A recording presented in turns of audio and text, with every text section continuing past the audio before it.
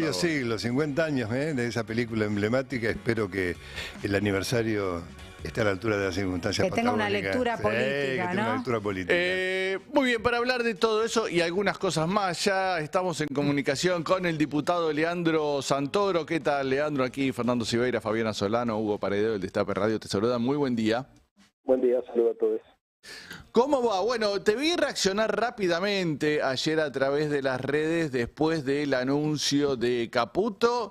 ¿Qué te pareció esta decisión de renunciar al capítulo fiscal de la ley Ómnibus? Es la consecuencia lógica de haberse peleado con todo. Se pelearon con los radicales, con los peronistas, con lo de Pichetto, con lo de la coalición cívica, con los gobernadores, con los diputados, con los senadores, con la CGT, con el campo, con la industria. Y amigos, así no se puede. Los tipos tienen 38 diputados y actúan como si tuviesen 200.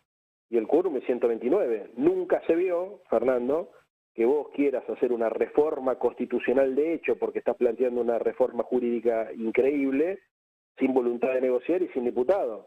Ahora, si esto estaba complicado, se puso mucho más áspero cuando primero nos empezaron a apretar en público y después lo llevaron a firmar un dictamen en blanco que incluso el día siguiente se dieron cuenta que era mentiroso, con lo cual tuvieron que volver para atrás porque no le quedaba otra, hicieron todo mal. Es increíble, recién estábamos comentando eso, bueno, que hubo un diputado cordobés, ¿no?, que comentó que habían modificado el artículo que le habían dicho a él a propósito Sí, claro. del corte de biodiesel. Sí, es así. La secuencia es una película de enredo. Lo triste es que vivimos dentro de este país, Sí. que es nuestro país, pero la verdad que es una cosa insólita lo que pasó. No tiene antecedentes. No tiene antecedentes que propongan una ley de esta naturaleza tan abarcativa donde mezcles desde la ley de salud mental, el código penal, la ley de pesca, la reforma tributaria. Insólito. Segundo, que actúes como si pudieras imponerle a la sociedad un proyecto cuando en realidad tenés 38 diputados y 7 senadores. Tercero, que no tengas ni siquiera la capacidad de construir un consenso mínimo. Y que lejos de construir un consenso mínimo con los tipos que te quieren ayudar, los insultes en público. ¿Cómo hace un gobernador para acordar con Milei si el tipo le dice, mire que a los que no vengan conmigo yo los voy a fundir, los voy a dejar sin un mango? ¿Viste? No tiene más poder un tipo que hace eso, que es el problema de Jaldo. Mirá lo Jaldo ahora. Es todo insólito, lo que pasó es insólito. Y finalmente, que es para mí una de las cosas más increíbles de todas, es lo que pasó en la sesión del jueves, en realidad el plenario de comisiones. Viste, toda una discusión sobre qué es lo que había que hacer. El gobierno se lleva la victoria simbólica de tener una aprobación en general, con muchas disidencias, pero después se enteran, el gobierno después se entera que los radicales que le habían firmado el proyecto en general no iban a negociar finalmente lo que a ellos les interesaban, que eran retenciones y la fórmula previsional, y los radicales y otros bloques provinciales se enteran que lo que habían pactado en el dictamen Blue, cuando fueron a la casa de no sé quién es, porque no se sabe de quién es la casa, enfrente de la Recoleta, de la Biela, decía una cosa distinta. O sea, es como una película de Fullero donde todos se mienten. Sí, claro. Eso es lo que pasó. Ahora, de ese dictamen ya no sirve nada, ¿no? No. Y el martes se supone que está citada esta sesión en el Congreso. Hay que ver ahora con qué proyecto se va, ¿no? Ya habían sacado 140 y pico de artículos, se supone. Ahora hay que sacar otro capítulo más. No sabemos bien cuál va a ser la ley. Aparte circularon varios borradores de dictamen. Me llegaron a mí, supongo que a vos también te habrán llegado varios. En 4 días hubo 4 dictámenes, porque primero fue la ley que presentaron, después el borrador, después el dictamen que supuestamente era de mayoría y después el dictamen Blue. Insólito, ¿entendés? Sí, sí, sí. Bueno, no sabemos, pero igual vos, por lo que te vi poner en las redes sociales, obviamente insistís en el rechazo, básicamente por la cuestión de las facultades delegadas, ¿no? Bien, a ver, hay que rechazarlo por todo, porque es tan abarcativo esto que nos hemos centrado en la discusión económica, pero cuando haces zoom sobre la reforma del Código Penal y todas las leyes represivas, es un escándalo también, al punto tal que creo que recién el relator para Derechos Humanos Especial de Naciones Unidas Sí. acaba de sacar un informe muy crítico, no sé si lo comentaron ustedes. Sí, hoy todavía no lo comentamos, sí, ayer estuvimos hablando de eso, contundente, ¿no? Porque aparte ellos están diciendo, bueno, en ningún país del mundo pasa lo que pasa en Argentina, y la verdad que las Naciones Unidas dijo todo lo contrario. En ningún país del mundo aplican este protocolo que quiere aplicar Patricia Bullrich. Y todo está dentro de la misma ley, ¿entendés? O sea, es esto y salud mental y, viste, y la parte ahora de hidrocarburos. Salud mental lo sacaron, pero estaba. O sea, yo ayer le contaba, fui a lo de Juana Viale a grabar y le decía, grabé un programa el viernes a la mañana que ya a la tarde quedó viejo. Porque Claro. Como el dictamen, le pasó como el como el dictamen. dictamen, exactamente. Pero le decía, mucha, me venía la mamá de Chano a hablar de salud mental, se paraba y venía un artista a hablar sobre las modificaciones a todo el capítulo de arte. Después se paraba y venía uno a pedir por la reforma laboral, después se paraba y venía otro a hablar sobre las cuestiones de pesca, o después era otro y ley de hidrocarburos. O sea, no se puede. O sea, que la gente tiene que entender, digamos, que esto me parece que nosotros tenemos que focalizar un poco más, porque si no vamos a dejar que acá pase cualquier cosa. Es que hay mucha gente, y créanme, que va a votar una ley que no tiene la menor idea de lo que contiene. Y después nos vamos a agarrar la cabeza, porque las leyes, para la gente que nunca ha leído una, que son el 99,9% de la población, no es que te describen todo, ¿me entendés? O sea, vos tenés, por ejemplo, un artículo que te dice modifíquese el inciso 2 de la ley tanto, o del artículo tanto de la ley tanto, y tenés que ir a esa ley a buscarlo, o después agarra y te pone un párrafo que reemplaza otro párrafo, pero le falta una palabra. Y como me explicaba el ministro de Industria de una provincia muy importante, opositora a mi ley, pero no peronista, me decía, cuando a nosotros nos cambian una palabra, nos pueden destruir un mercado, ¿entendés? Porque una palabra hace que un producto pague o no pague retenciones, o que un producto tenga o no tenga acceso a determinadas facilidades fiscales. Entonces, no es joda esto, ¿viste? O sea, vos tenés muchos temas que son muy delicados, que requieren, como en cualquier democracia seria en el mundo, que los temas pasen por las comisiones que corresponden. Por ejemplo, reforma del Código Penal debería pasar por la Comisión de Legislación Penal. Bueno, no está convocada la Comisión de Legislación Penal. Así con todo, pero para que la gente entienda el quilombo que armaron estos tipos. Leandro, me parece clave esto último que decís, porque yo estaba pensando, ¿no? En cualquier institución social básica de la Argentina, en la universidad, si vos te copias, entregás tarde, utilizás algún mecanismo ilegal, te sancionan. Sí.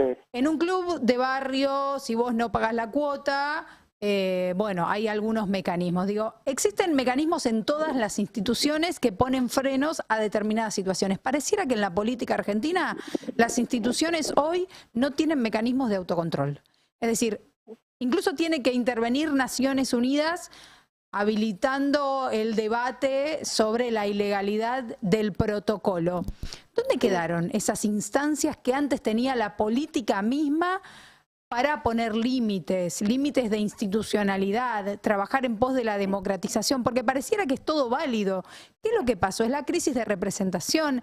¿Es la crisis esto viene de los institucional? 90. No, esto es la politización de la justicia que viene de los 90, con los jueces de la servilleta. Ahí arranca la catástrofe. Es así. ¿Viste? O sea, a ver, sí, ¿cuántos años no pasamos hablando del lawfare? Bueno, lo mismo, ¿entendés? O sea, acá lo que no, me parece que nosotros no hemos logrado hacer, como Alfonsín hablaba siempre, decía un pacto de garantías. ¿Qué era el pacto de garantías? Es el pacto sobre las reglas de juego, ¿no? Acordar en qué contexto vamos a debatir y vamos a pelearnos por las ideas de cada uno, pero qué cosas no se discuten, ¿no? Se supone, por ejemplo, que hay algunas reglas que vos podés ser de izquierda o de derecha, pero que aceptás en el marco del debate democrático, independientemente de cuál sea tu posición. ¿Qué sé yo? No sé, por ejemplo esto, ¿viste? O sea, no sentás un diputrucho en una banca para que vote una ley, ¿viste? No armás un dictamen afuera del Congreso y les hace firmar a los diputados un papel en blanco. ¿Entendés? Estas cosas, me parece a mí, se empeoraron mucho en los últimos años, sin duda, que la crisis de la política, la representatividad, todo, pero arrancan en los 90, esta es la verdad, que fue donde la verdadera explosión con todo esto, y después la ley Banel costó más o menos parte de lo mismo, pero se necesita una ciudadanía que se deje de joder con el infantilismo de suponer que los problemas se resuelven sin política y que empieza a valorar la importancia de tener políticos profesionales, militancia política formada, dejar, viste, aparte vivimos en la era de la posverdad. Acá, viste, yo estoy hablando esto con ustedes y a la audiencia por ahí le puede resultar razonable, pero recién hablé con Radio Mitre. Si hubiese dicho exactamente lo mismo, tal vez a la audiencia de Radio Mitre le hubiese parecido también disparatado, lo mismo. Claro. Hay un problema en la construcción del sentido y eso impacta sobre las reglas de juego y sobre el comportamiento de los actores. Acá Hugo te quiere hacer una pregunta. Leandro, buen día, ¿cómo estás? Hugo. Me interesa mucho escucharte hablar acerca de la rosca. Viste que se habla, a veces dice, no, este es un buen rosquero, hablando de los políticos, ¿sabes? Y otros dicen, este es un rosquero. Me pregunto, la rosca, ¿cómo la mirás? ¿Qué ves? ¿Cómo la analizarías? ¿Es como el colesterol? ¿Hay rosca buena, rosca mala? Claro, pero sí.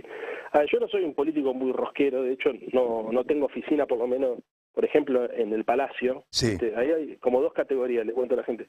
Los que tienen oficina en el Palacio son los que cortan el bacalao. Los que estamos en el anexo, en la pajarera. La pajarera. Pues yo soy de los que está en la pajarera, ¿viste? O sea, no soy un político de rosca, o sea, no. En la pajarera no se enroscan. No, la rosca está en el Palacio. Bien. Bueno, dicho lo cual, siendo que no soy parte de eso, te digo que sí es necesario, ¿entendés? O sea, hay políticos que son muy importantes. Por ejemplo, Pichetto. Yo no coincido en muchísimas cosas con Pichetto, ¿entendés? Tengo una visión mucho más izquierda, si querés, mucho más progresista. Sí. Lo noto en posiciones muy conservadoras, muy reaccionarias, pero es un político profesional, ¿entendés? Sí. El tipo es un político como Monzó, como tantos otros. Bueno, nosotros también tenemos compañeros y compañeras que se dedican a eso y que es imprescindible en cualquier democracia para construir consenso, porque hay que entender que el Parlamento lo que expresa es la diversidad de la sociedad. Claro. ¿Entendés? No es que uno impone un proyecto. No existe esto de, viste, yo soy así, entonces impongo a los demás mi visión de las cosas. No funcionan así las democracias, y menos las democracias plurales. El Parlamento tiene que expresar la diversidad de la sociedad. La consecuencia es que todos los sectores se sienten inconformes.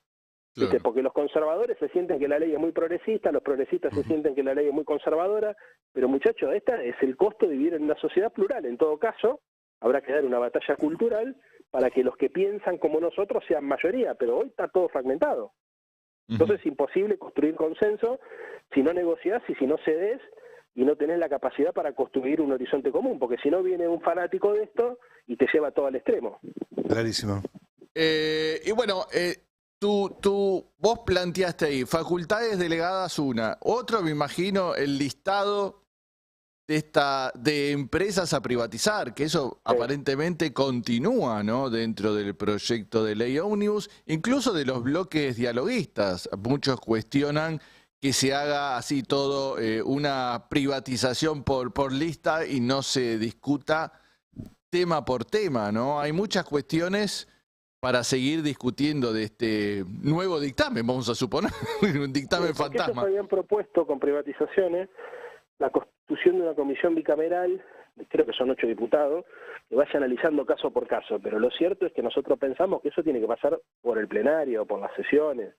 O sea, vos no podés decir voy a vender todo y después te explico. Porque Claro. Suponete que vos sos un holding, ni siquiera en el mercado pasa esto, ¿me entendés? Vos sos un holding económico y no es que un CEO toma la decisión de desprenderse de empresa, tiene que agarrar, armar un informe, explicarle a los accionistas, dice, che, tenemos este problema o queremos cambiar el perfil de negocio, entonces nos vamos a desprender de esto, con los activos vamos a hacer tal cosa. Acá no pasa, ¿entendés?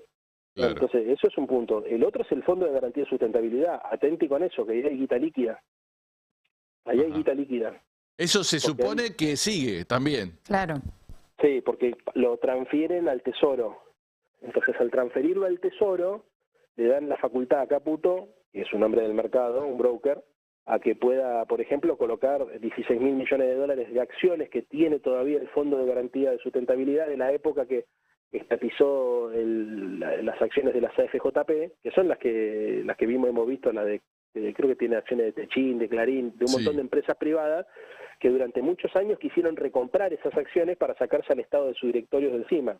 Claro. Bueno, ahí hay un tema y además eso es guita fresca, pero que obviamente es desprenderse de un fondo anticíclico o contracíclico que le viene bárbaro a la política económica y le viene bárbaro a los jubilados futuros, ¿no? Así que sería un desatino también.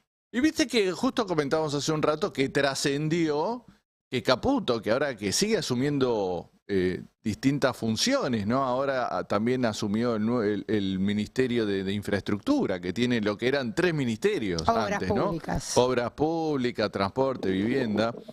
Aparentemente dice que se quiere quedar unos meses nada más. O sea, puede hacer todo esto y después irse de nuevo a trabajar Lo que algún pasa fondo. es que lo que se cuenta es que en el traspaso de ese ministerio, los fierros se los queda Pose. Ajá. Las empresas se las queda Pose. O sea, le dan también un poder formal, pero el poder real lo tiene Pose. Ahora, si se va Caputo o si se queda, no lo sé, eso es una decisión. A ver, yo no sé qué cambia, que se vaya Caputo y que venga Sturzenegger. Claro. Eso es lo que podría pasar. Sí. No sé, lo que creo que el presidente lo que tiene que hacer, muchachos, es construir consenso, porque así no va a poder, como dijo Pichetto ayer, ¿viste? Así no se puede. Vos no podés actuar como si tuvieras 200 diputados cuando tenés 38, porque la inestabilidad política genera inestabilidad económica. Entonces, ¿ahora qué va a pasar el lunes? A ver, ¿cómo abren los mercados? Por eso. Sí, sí, sí. Algo que ¿Entendés? comentábamos recién. Y estamos, a ver, no es una abstracción, ¿viste? Se dispara el dólar a la mierda, se caen los bonos, cualquier cosa, ¿viste? Y eso impacta sobre el precio del arroz, que ya es incomparable el arroz, ¿no? Sí. ¿Entendés? Es un delirio lo que está pasando acá, es muy, muy improvisado esto. Y además la idea de darle facultades extraordinarias por 1 año o 2 años, la verdad que no deja tranquilo a nadie, ¿no? No, porque van a tratar de hacer por decreto lo que querían hacer por ley. Por eso también es muy importante ver, primero rechazarlas, pero segundo hay que ver también cómo es la descripción que hacen sobre esas facultades para entender qué fue lo que pactó el gobierno con la oposición dialoguista. Pero eso nos vamos a enterar, te diría, casi el mismo día de la sesión, porque no es lo mismo agarrar, por ejemplo, y prohibir expresamente en la delegación de facultades que se puedan subir retenciones a habilitar la suba de retenciones. Ahí se abriría una discusión jurídica, pero me parece que le podría dar una herramienta al gobierno para poder hacer por decreto lo que pretendía que todo el Parlamento le acompañe por ley. Así que habrá que ver con esto y fundamentalmente con la delegación de facultades en materia previsional, que es lo que va a permitir de alguna manera el empalme y el ajuste sobre los jubilados. Leandro Santoro, diputado de Unión por la Patria, muchas gracias por estos minutos aquí en el Destape Radio. Te mandamos un saludo. Abrazo, hasta luego.